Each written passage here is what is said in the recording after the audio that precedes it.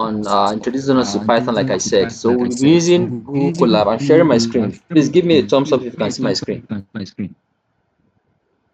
Can you see my screen?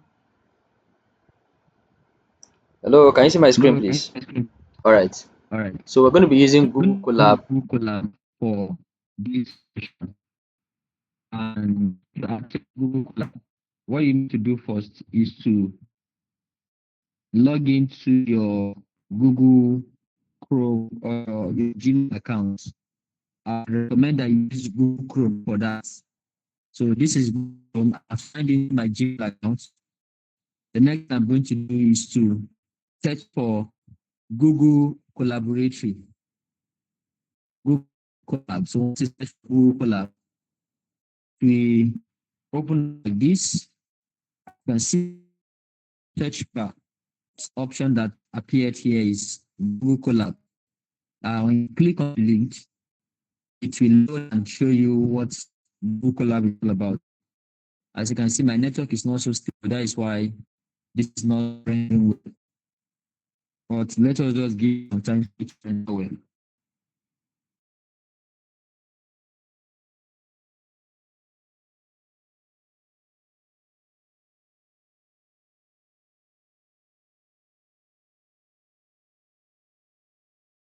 Then I suppose don't think part of it.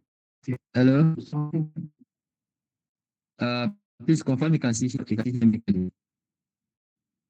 Just confirm you can hear me clearly. You see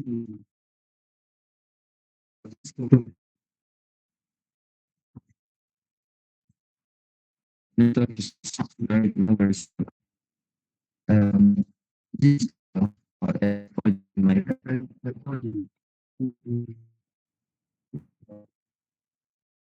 my part. Okay. Hi people, can you hear me? Your voice is cracking, sir. Oh, I guys just give me this. Let me fix it. You guys give me 1 minute. Like today, next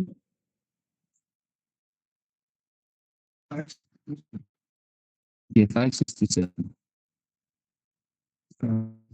651.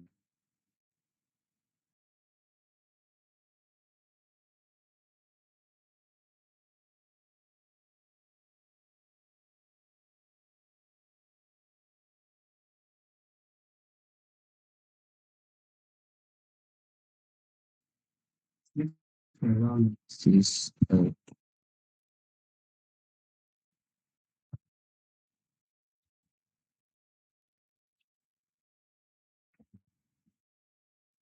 yes. Guys, confirm that you can hear me clearly now by giving me a thumbs up.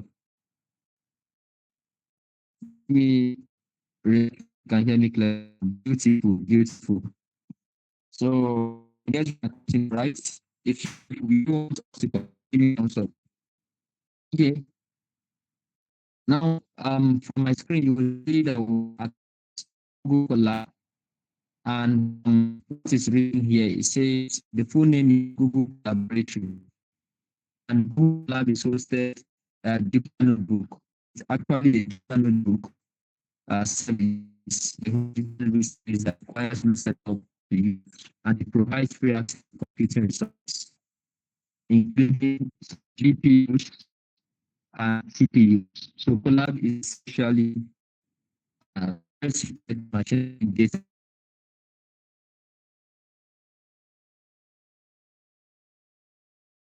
First thing I want to do is to open a new notebook. I'm opening a new book.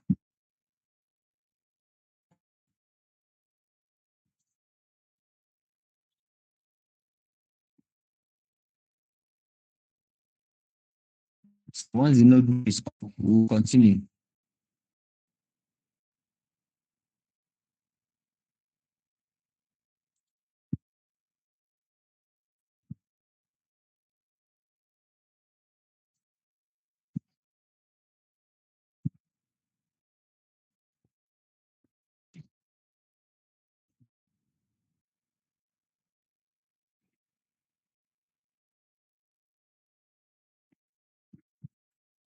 All right.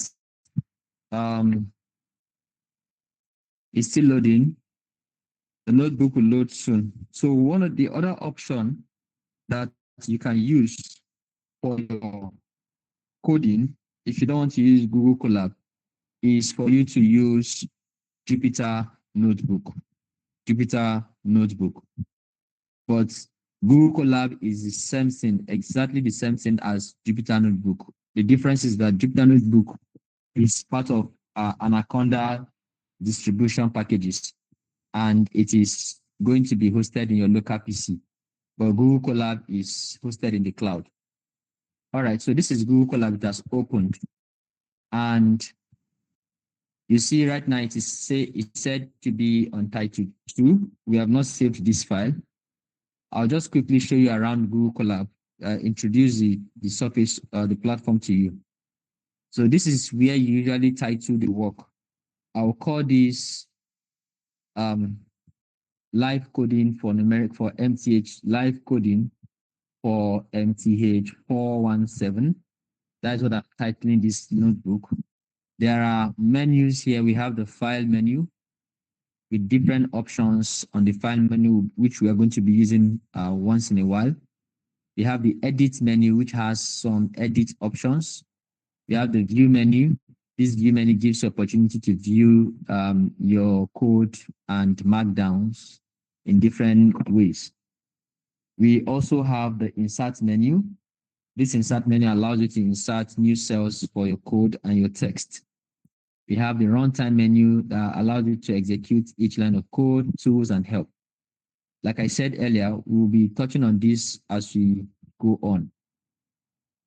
Then there is this third line, like the standard toolbar has commands, code, it has text and then run all. Then this is the connect option to allow you to connect runtime. So I'm connecting the notebook already so that once I start writing my code, it will be executed without wasting so much time. So once it is connected, you're going to see that it's connected right here. For each line of code you want to enter, you have to type it into this cell. You see this cell here? This is called a cell. If I click on plus code, it will add another cell. You can see we have 2 cells now, 2 empty cells. If I click on plus code, it adds another cell again. So this is how to add cells to your Jupyter notebook in the cloud, which is Google Colab. Then apart from adding cells, you can also add text by clicking on this option, plus text. So now I've added text here, and this text can be moved to the top by clicking on this arrow. It comes above the code. So in the text, I can go ahead and type in the text as a markdown. I'll call this Introduction to Python for Numerical Analysis. So I'm going to label this as lecture 1. So this is our first lecture on Introduction to Numerical Analysis. Now, how did it change to what it was, this to this? I simply clicked on Shift Enter when you finish typing your text in the text cell to get it activated and appear the way it is appearing right now. The shortest way for me, the quickest method is to hold Shift key on your keyboard and then you hit the Enter key on your keyboard. If you understand what I just said about that, can you give me thumbs up? If you understand what I said about that, can you give me thumbs up? All right, Charles understands. Charles can hear me. Joseph, Mustafa can hear me. Sir, since the network is fluctuating and others are finding it difficult, please can you reconsider? So what do I reconsider? Is it what I just said? Please unmute the mic and talk to me. Someone dropped a message. What do you want him to reconsider? Joseph, what are you suggesting?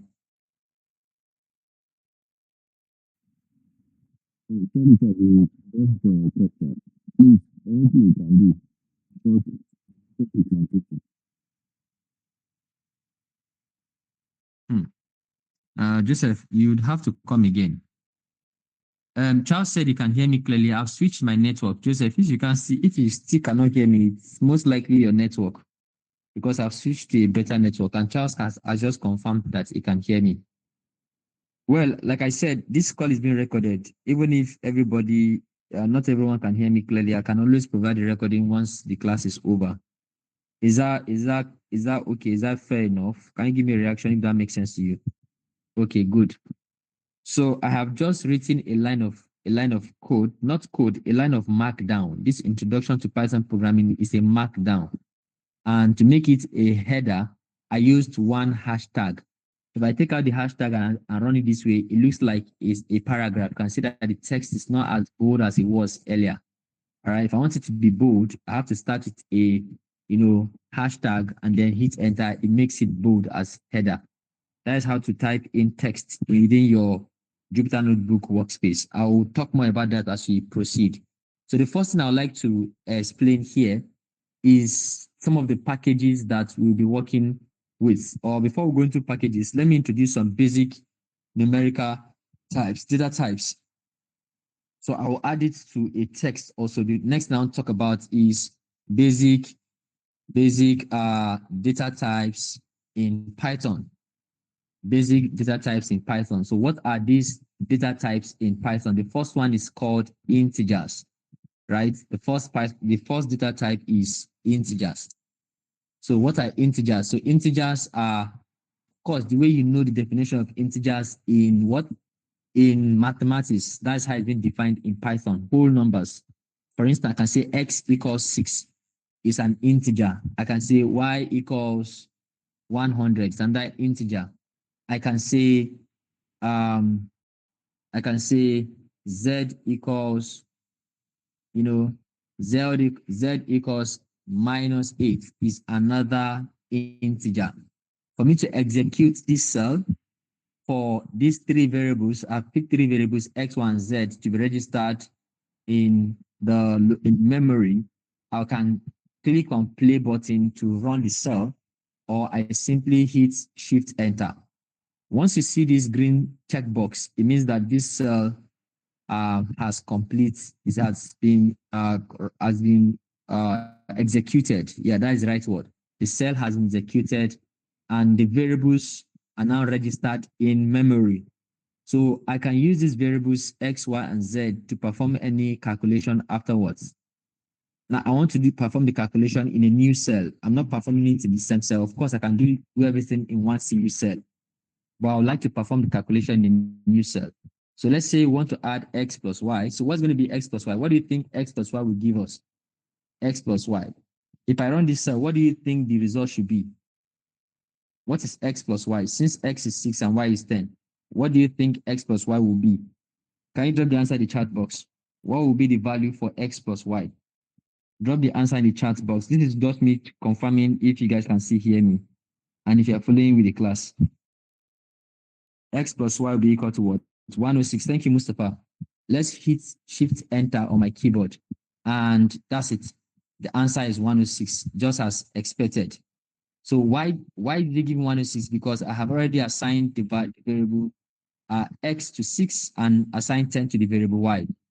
All right. We can also perform other. So again, I'm using this opportunity to also show you that you can perform basic operations like addition, subtraction, multiplication, and division in Python. So in multiplication, I can say x times y or x times z. So the times we use is the hash or asterisk. Asterisk shift 8 is what we use for multiplication. Now 6 times -8 is minus 48 as expected. Can you see that? So that is a cell. Now I want to add a new cell. I'll click on code, a new cell for my code. I can also raise -8 to the power of 6, that is z raised to power x. To raise a number to a power in Python, we use double asterisk. Double asterisk. So you don't say z hat x. Yeah, you don't do this. So if you do z hat x, can you see we have a value -2.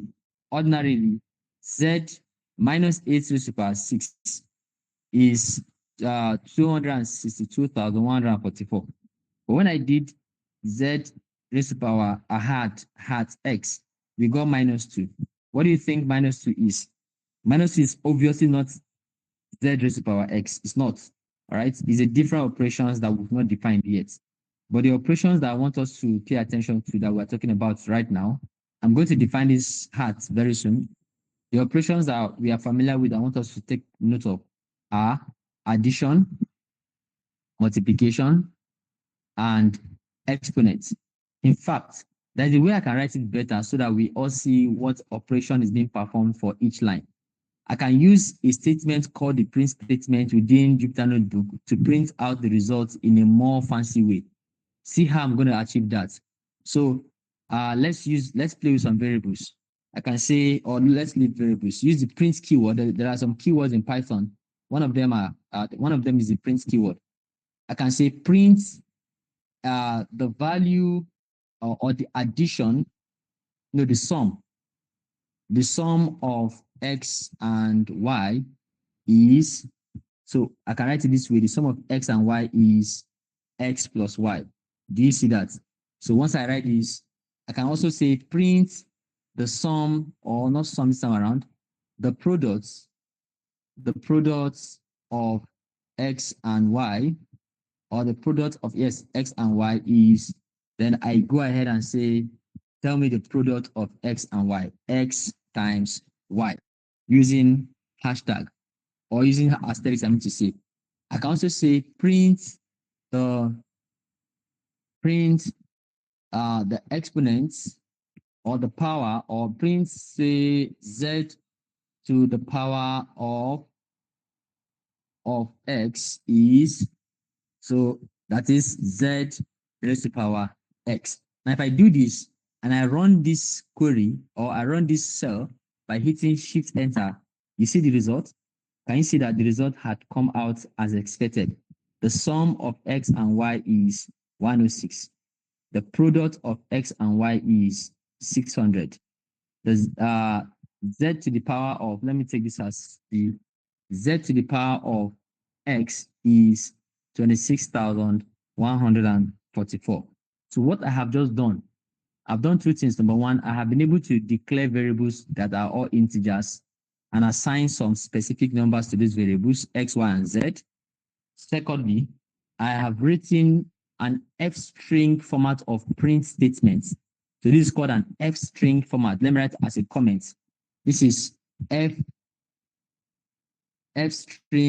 formats of the print statement. So which means that I can use this F-string. By F-string means inside the print statement, there's going to be the F keyword with this string double quote symbol.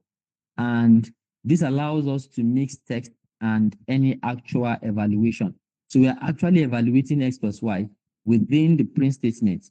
The F string allows you to do that very easily. Then I use the F string format to print out the sum, the product, and the exponent of these evaluations, and we got the answer as seen below, which makes a lot of sense. So before I go further, are there questions? If you understand what I've said so far, if it makes sense to you, can you give me thumbs up? So far, so good. I've only introduced one data type, which is integer. Okay, Joseph is following. I need more thumbs up. Mustafa is following. Charles is following. All right. Everybody on the call are actually following. Great. This is interesting. The next data type I would like to introduce is floats. Floats. Hashtag floats. By the way, whenever you see me type codes and I put this hashtag within the code cell, this is a code cell. This hashtag here is called comments. So whenever you're commenting in Python for single line comments, we use just hashtag for a single line comment. So, and what comment simply means is that it's given the Python interpreter an instruction to ignore that line when executing the code. So ignore this line, do not execute it. If I take out this hashtag on that line of code and I attempt to execute, it's going to return an error. Watch this. So it's already showing you red. So it has returned an error. And what's the error? It says name error. What is the name error? The name error, it says the name error is name. Name error, name, integers, not defined. So Python is confused. It says this guy, integers, you are trying to use it as a variable name, but not define it. That's what Python has confused this to mean. But that's not my intention. My intention is that I just wanted to leave this line as a comment so that Python will not execute it. So how can I instruct Python to ignore it and do not execute it? Just put your hashtag and you're good to go. When you run the cell again, the error is no longer there. So does that make sense, guys? Thumbs up if you understand me. All right, so let's get back to floats. Now, floating types of number is let's use letter A to give examples of float. Any decimal number, that is 2.5 is an example of a floating number. Minus say 13 point this is another example of a floating number.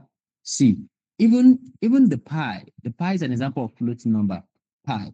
But um I, I can't type pi as just pi. Python does not recognize it like that. So for you to be able to use pi, as a word or as a number in Python, you need to import a particular package that is called math. There's a math package in Python that has a lot of special numbers and constants like pi, like the Euler number, like other operations performed within the math package or math library. So I've imported it into this cell. The next thing I can do is just say math.py. All right, math.py. When I run this cell and I want to see what the value of C is, once I type C and run the cell again, it tells me this is the value of pi, 3.1415926.535. It continues like that without an end. So guys, does that make sense? I've given us 3 examples of a float in Python. A float is any decimal number. That is what a float means. Any decimal number. Integer is what? Whole numbers. Floating number is what? Decimal number. So the floating number is something that is very, very, very, very similar to set of real numbers. Am I communicating, guys? All right, beautiful. So now that I've introduced the math package to you guys, let's talk about how to perform some operations with the math package. Mathematical operations using the math package. Let me call this performing. No, I think I should put this as a text and not a comment. So we have performing mathematical operation using the math package. All right. So what are the operations that can be performed? Now, say, how do we take the square root? If I want to take the square root of 16, the square root of 16. So what's the square root of 16, guys? In the chat box, what's the square root of 16?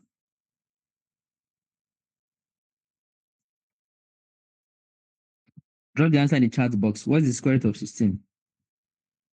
4. Mustafa, 4. Mustafa said 4. Thank you. So how do I write it in Python? There are 2 ways we can do that. It's either we do it with the math package that we have installed or that I've imported rather. How do I do that with the math package? Just type math.square-root, math.sqrt. That's a method called sqrt and 16. If I run this, you see the answer is 4.0. You see that because the math package has the square root function or the square root attributes, and it can evaluate the square root for us. That is one way of doing it. The other way is to say 16 raised to power 1 over 2. All right, according to the laws of indices, 16 raised to power 1 over 2 is supposed to give us 4. Can you see it also gave us 4.0? So it's either you run the package using the math.sqrt or you run the package using 16 to the power of 1 over 2. That is how to evaluate the square root of numbers using Python. Does that make sense?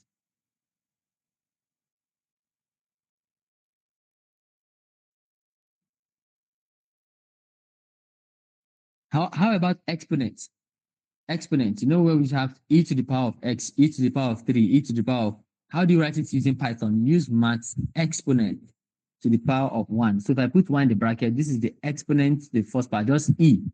So this is the numerical representation of the value of that particular math you guys used to work with, e to the power of x, e to the power of 5, the integral of e. So that value e is called the Euler number. And this is the numeric representation of the Euler number. 2.718281828459045, and it continues without an end.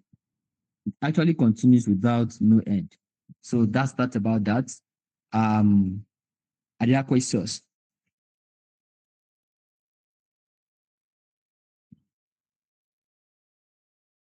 Guys, are you guys sleeping? Hope nobody is sleeping in my class. Has anyone slept off? If you are sleeping in my class, give me thumbs up if you are sleeping. Okay. Nobody's sleeping. So if you're not sleeping, give me thumbs up. Joseph Moses is not sleeping. Charles isn't sleeping. Bala is not sleeping. Mohammed is not sleeping. Okay, thank you very much for the reactions, everyone. So, that is that. Let me introduce another thing. The next thing I would like to introduce is a very powerful tool that is called the array. The array, numerical array. All right, that's a very powerful tool that I'm going to be working with here in Python. It's called numerical array, right? Numerical array or numerical computing. So a package that we would work with, the package is called NumPy. NumPy. And NumPy is a very powerful package that is used in creating arrays. Remember that we're going to be working with a lot of libraries. I mean, a lot of, what's it called? Matrices. So our matrices will be presented in an array form. So before you present a matrix in an array form, the first step to take is to import your import NumPy. So we usually import NumPy as MP, just like this. Import NumPy as MP. With your NumPy having installed, the next step is begin to express whatever it is as an array. So we have A equal to np.array, np.array of what? Put the array in a square bracket. 1, 4, 5, 2, 8. When you run this query or when you run the code and you call the value of A, you're going to see A come out as an array. 1, 4, 5, 2, 8. Do you see that? So this is an array. All right, just a single array of numbers rather, a single array of numbers. You can have multiple arrays. So I've given the array A. Let's give an array B. Let's say B is equal to np.array of 3, this, and this. All right. Let's run the variables again. All right. So that is variable. That is the value A, and that is the value B. Where is B? Oh, have I run this? No, okay, sorry, I made a mistake. I'm supposed to use a curved bracket, not curly bracket. So that is the. Am I missing out something? Okay, I put a pipe. The pipe shouldn't be there. That is the array A and array B. So when I run A, this is what A is. When I run B, this is what B is. And with this simple what's it called, array, we can begin to perform some kind of vectorized operations. All right, performing vectorized operations. So what are some of the operations that we can perform? What are some of the vectorized operations that we can perform? I simply do A plus B. Do you see that? Let's add it. A plus B. 1 plus 1, 1 plus 3, 4. 4 plus 0, 4. 5 plus 2, 7. 2 plus 8, 10. 1 plus 8 plus 1, 9.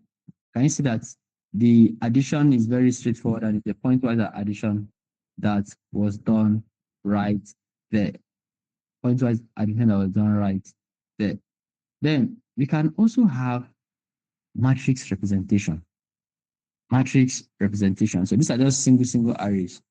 So if you want to have a matrix representation where you have multiple arrays and then you put all the arrays together into one room and they are just, there as you present them as a matrix.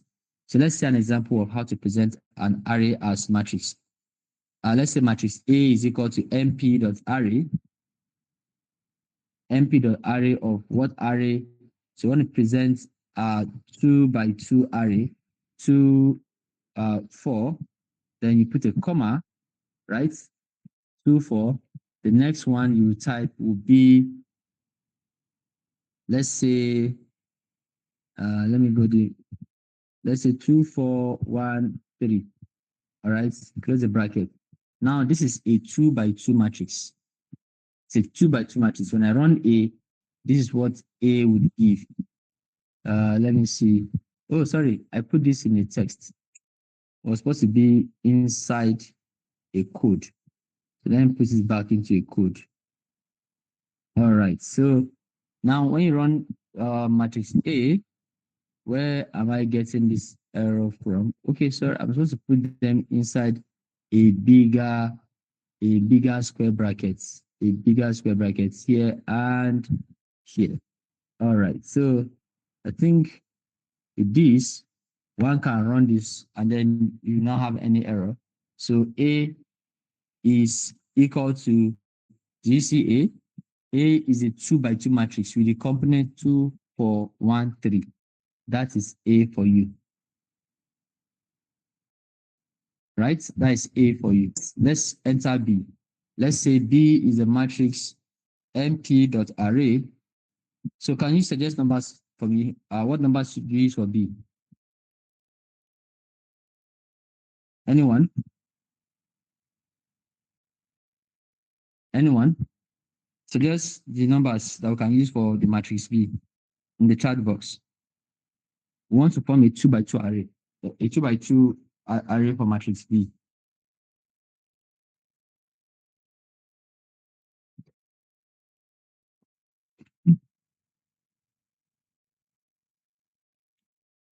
Who are you suggesting?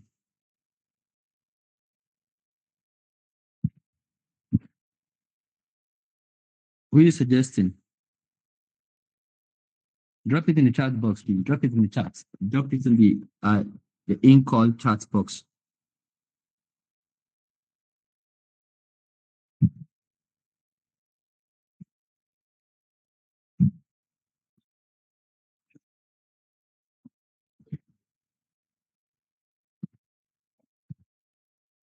Nobody. Hello. Is it that nobody is hearing me? Thank you very much, Joseph. But I wanted just 2, the 2 by 2. So I'll just pick the first 2. Now I'll pick the first and the second. 1 minus 2. Then 1 comma minus 2. And then I want another one. Okay, 4 and 5. All right. So we have A and B now. Look at the matrix operations that we can perform. The first thing we can do is to do matrix multiplication.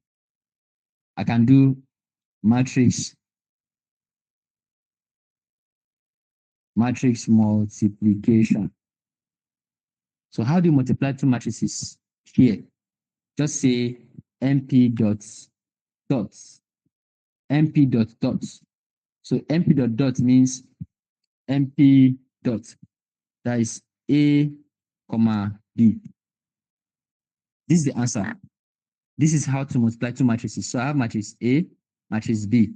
and the dot product mp dot a comma b will give us 18, 16, 13, and 13. We can try it out. 2 times 1, right? 2 plus 4 times 4, 16. 2 plus 16, 18. That's how I got this. 2 times minus 2, that is minus 4. Minus 4 times 20, that is plus 16. Can see? That's how I got this value. Then you can go to the next one. 1 times 1, 1. 3 times 4, 12. That is 13. That's how I got this. Go to the next one. 1 times minus 2 is minus 2. 3 times 15 is also 13.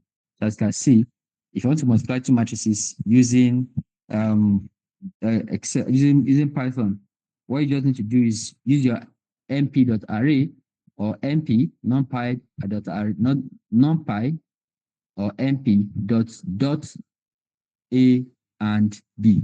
So what if we want to perform, let's say we want to do calculate the determinant of matrix A. How do I calculate the determinant of matrix A? Just use the simple package. That's it. Oh no, this one is for inverse. I don't want to get the inverse, I want to get the determinant. You say np.len arg. This len arg means linear algebra. np.len arg det of A. So det of A means the determinant of A. We're bringing the linear algebra factor into it. So when you do that, you get a determinant of 2.4. I mean 2.0. That's the determinant of A. We can try it out. To calculate the determinant, it's going to be 2 times 3, 6. 6 minus 4 times 1, 4. 6 minus 4, 2. And that's correct. You can see it here. It's actually correct. And then you can also, let's compute the inverse of A. Len arg inverse of A. When I run this, you see the inverse of A. 1.5 minus 2 minus 0.5 and 1. Do you see that? So that is the inverse of matrix A. And I hope you guys are noting down the different functions that we're using currently today. Then there is another one for eigenvalues.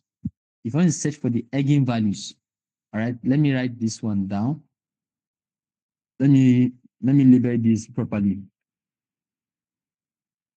To determine the inverse of a matrix. So that's that. Then this one is to evaluate the determinant of a matrix. Then yes, so that's that about that. You can see now we've been able to introduce basic operations in Python. Went further to use the F string to print out these basic operations. Then went further to talking about performing mathematical operations using maths package. I spoke about the square roots function. I spoke about the exponential function. There is a sine function. There's a lot of other functions in mathematics that I can use here. Then went further to look at numerical computing, and of course, that's when went ahead to show them how to show us, how to perform multiplication of matrices, addition, subtraction, and all. So this is how far we've come into this class. I don't know if there are questions. If there are questions, please, I'll be happy to take these questions. Any questions about the introduction we've done so far? Okay.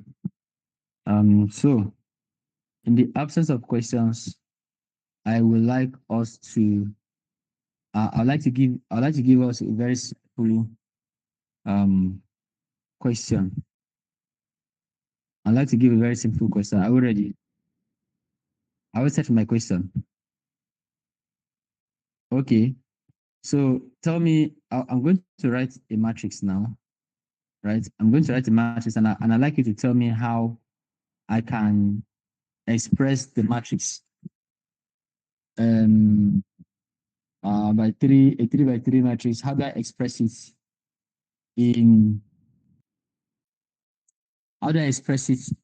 np.array, np array? How do I express it in np array? Um, okay, so are you set for this? Can I go ahead with the matrix? So this is how I'm going to write the matrix using text. I'll say do this, this, this. So I want to write it using text. Begin. Okay, maybe I should do this. This backspace. Begin B matrix. Begin B matrix and 2 and -1 and let's say 3, 2 minus 1, 3, and go down as 5 and 7 and minus 4, and then I have -1 and 6 and 3. Then we have end matrix. Then we have this. So, okay, I guess it doesn't understand this. Let me give it this $sign and $sign. This. All right. Uh, this is still not working as I expected it to work. Okay, sorry, I didn't end it with B matrix. That's my error. So N B matrix. Okay, so this should work now. Aha, good. Now this is a matrix, a 3 by 3 matrix. How do I present this 3 by 3 matrix using the array, using mp.array? Please go ahead, everyone. Drop the answer in the chat box. Just type how I can present it. See the way I presented this 2 by 2 matrix, right? This 3 by 3 matrix. How do I present it using an array? That's the question. Let me write it down here. How do I present the given matrix below in MP array formats? That's the question. Let me see who can drop the correct answer in the chat quickly. How do I present this in MP array formats? In the charts. All right, those of you on the call, and I need you to drop your matric numbers on the call. As I drop in your messages, put your name and your matric number. Your name and your matric number on the charts.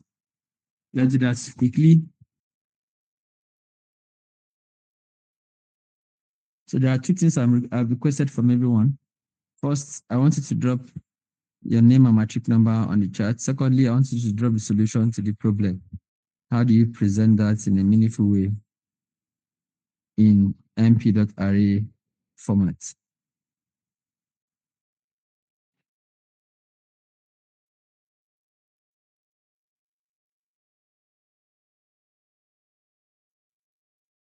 Well done, Joseph. But put the figures inside.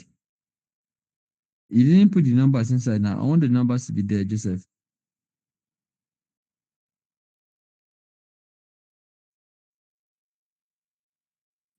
Mohammed, thank you. Well done. I see your message.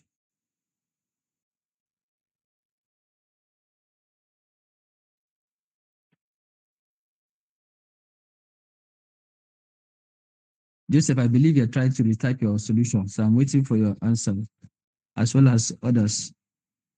I need everybody to send in their answers before we continue. Divine Wisdom, Chidera. I see your name and your matric number. Hold on. I would also appreciate if you can drop the solution to problem I just stated on the screen.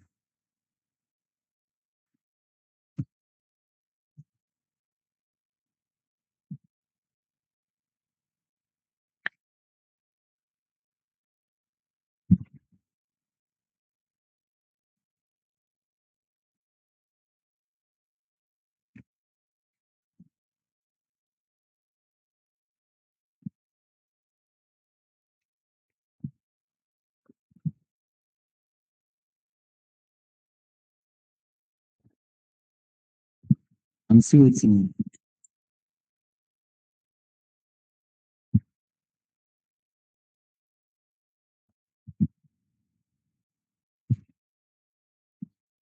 Abari, Abari, Abari, Jonathan, well done.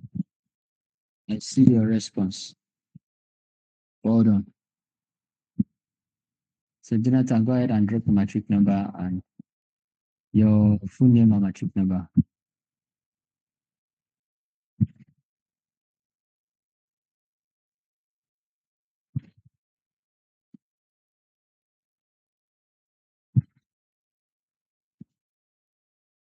So these are the people on the call, right?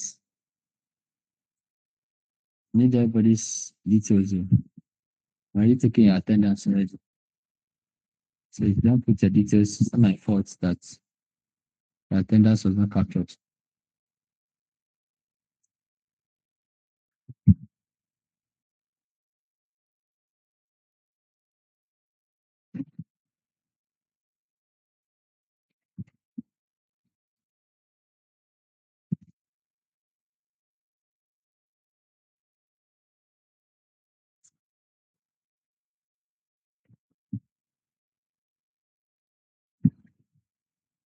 Okay, let me see. Okay, Charles. Charles has sent in his answer. Well done, Charles. Let me copy your details first of all. First thing first. Okay, I can see Abari Jonathan, please can you write your matric number with capital letters, please? That's exactly how it should be written in capital letter. I hope you heard me.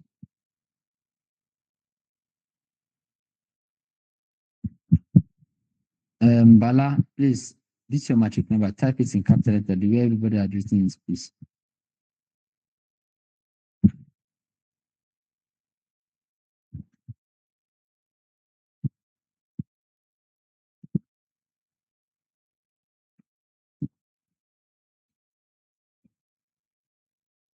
Okay, so I've gotten the responses to some people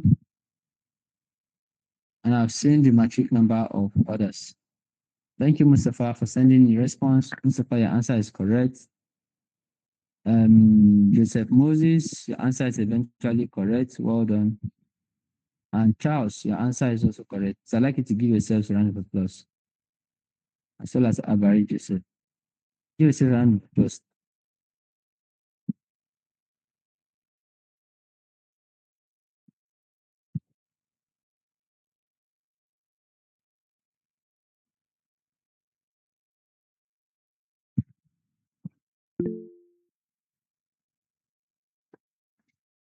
All right. So, ladies and gentlemen, at this junction, I guess we have to end this class on this note. Thank you very much for participating in today's class.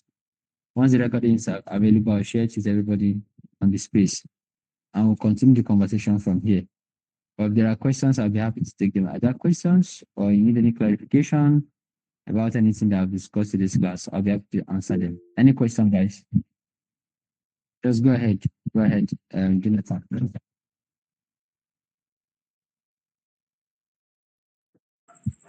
Yes. Good evening, sir. Thank for the presentation. It was a wonderful experience.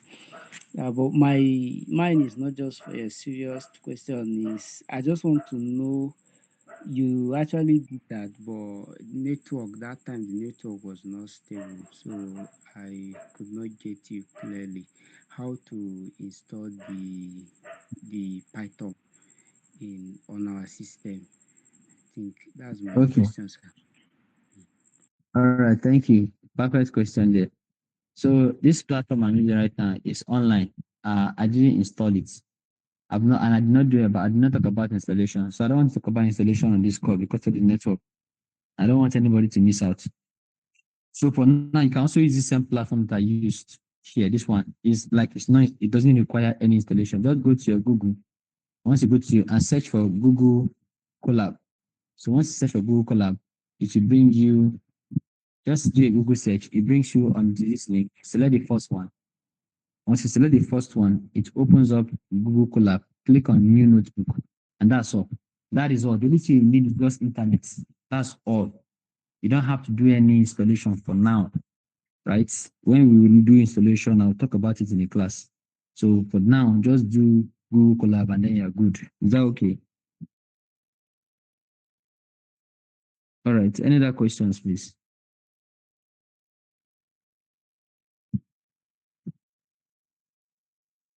Okay. So in the absence of questions, I want to say again, thank you guys for joining today's call. It was a brief one, but at least it's worthwhile. At least we've learned one or two. I believe with what little we've learned, we can do more when next we meet about our Python training, and we begin to solve numerical problems with Python. Do have a wonderful night rest. Good night, everyone.